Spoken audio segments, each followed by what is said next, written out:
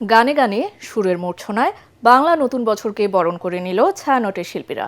ভোরের আলোয় রমনা বটমূলে ছায়ানটের সঙ্গীতানুষ্ঠানের মধ্য দিয়ে শুরু হয় বাংলা বর্ষবরণের মূল আনুষ্ঠানিকতা। ঐতিহ্যবাহী এই আয়োজনের প্রতিপাদ্য চিত্ত জেথা ভয়শূন্য উচ্চ জেথা শির। প্রায় 200 শিল্পীর পরিবেশনায় সম্মেলক সঙ্গীত, একক গান ও আবৃত্তি উপভোগ করেছে হাজারো উৎসবপ্রেমী বাঙালি। একরামুল হক পাপনের তোলা ছবিতে রিপোর্ট করছেন মুশফিকুর রহমান।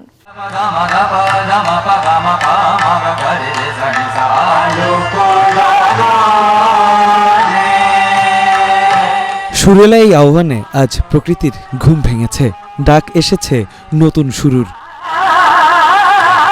বাংলা নববর্ষের নতুন সকালে গান, কবিতা আর কথনে মুখরিত রমনার বটমূল।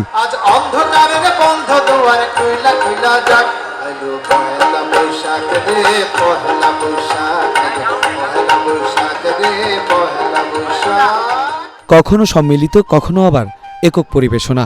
সুরের এক অনন্য স্রোতধারায় বিলীন হয়ে যাচ্ছিল চারপাশ।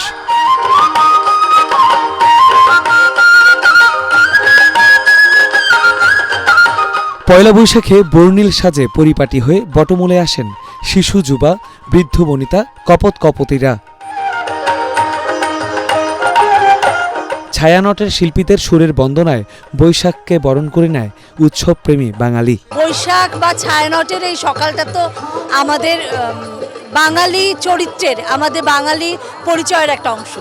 সেজন্য প্রতি বছর আসি। প্রতি বছর ছায়ানটের বর্ষবরণে আমরা আসি, এসে পুরো অনুষ্ঠানটা উপভোগ করি, শেষে আমরা জাতীয় সঙ্গীতটা গাই। আমাদের মনে হয় যে আমার সামনের পুরো বছরটার জন্য আমরা শক্তি সঞ্চয় করে যাচ্ছি। আজকে প্রথমবার আমি রমনায় আসছি, আমার খুবই ভালো লাগছে।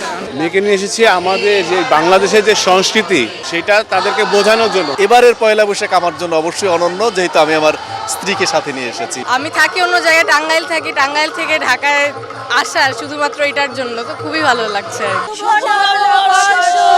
1433 ভাষা ভিন্ন, তবুও উৎসবের রং ছড়িয়েছে ভিনদেশীদের মনেও। বাংলা সংস্কৃতির মোহে বিমোহিত বিদেশিনীরা। Yeah, I'm loving it. It's really nice. It's fun to see. I just really am enjoying the culture and be able to experience this with the rest of the Bengalis. I'm really happy to be here. It's a beautiful day. বাংলার এই প্রাণের উৎসবের রং ছড়িয়ে পড়ুক প্রতিটি অন্তরে। নতুন বছর জুড়ে ভালো থাকুক প্রতিটি প্রাণ, প্রকৃতি, এমনটাই চাওয়া সবার। পেছনের সকল গ্লানি মুছে ঘুচে যাক মানুষে মানুষে ভেদাভেদ। গানে গানে বর্ষবরণে রমনার বটমূল থেকে এমন বার্তাই দিলেন ছায়ানটের শিল্পীরা। দেশকে ভালোবেসে স্বদেশী সংস্কৃতিকে বুকে ধারণ করে এগিয়ে যাবে বাঙালি। বৈশাখের পয়লা দিনে এমনটাই প্রত্যাশা সবার। মুশফিকুর রহমান, ATN বাংলা, ঢাকা।